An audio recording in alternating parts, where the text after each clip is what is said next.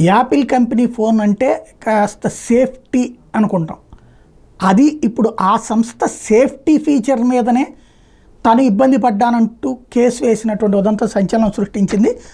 తన నుంచి భార్య విడిపోవడానికి కారణం యాపిల్ సంస్థే అంటూ ఓ వ్యక్తి ఏకంగా కోర్టులో కేసేశాడు. ఆ కంపెనీ నుంచి పరిహారంగా 53 కోట్లు డిమాండ్ చేస్తున్నాడు. లండన్లో చోటు చేసుకునే వ్యవహారం త్వరలోనే అక్కడ కోర్టులో విచారణకు రాబోతుంది. ఇంతకు అసలు ఏం జరిగిందంటే, లండన్కి చెందిన ఓ వ్యాపారి తన యాపిల్ ఐఫోన్లోని మెసేజ్ ద్వారా సెక్స్ వర్కర్లతో చాటింగ్ చేసేవాడు. అవి తన భార్య కంటపడకుండా ఉండేందుకు ఎప్పటికప్పుడు డిలీట్ చేసేవాడు. అయితే తాను వాడుతున్న యాపిల్ ఐడిని కుటుంబానికి చెందిన ఐమ్యాక్లోనూ ఉపయోగించాడు. మెసేజ్లో డిలీట్ చేసిన మెసేజ్లు ఐమ్యాక్లో మాత్రం ఉండిపోయినాయి. అవి భార్య కంటపడడంతో ఇంట్లో పెద్ద గొడవ అయిపోయింది. చివరకు విడాకులుగా దారితీసింది. దీంతో సదరు భర్త యాపిల్ తన వినియోగదారులకి సరైన అవగాహన కల్పించడం లేదని ఆక్షేపిస్తూ కోర్టులో కేసు వేశాడు.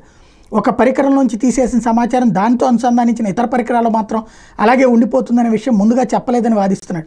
మెసేజ్లో పంపినవి, స్వీకరించినవి, మరీ ముఖ్యంగా తొలగించినవి ఏమవుతాయనే తన వినియోగదారులకు స్పష్టత పరచకపోవడం యాపిల్ పొరపాటేనని అతడి తరపు న్యాయవాది స్టీవెన్ వాల్టన్ చెప్తున్నాడు.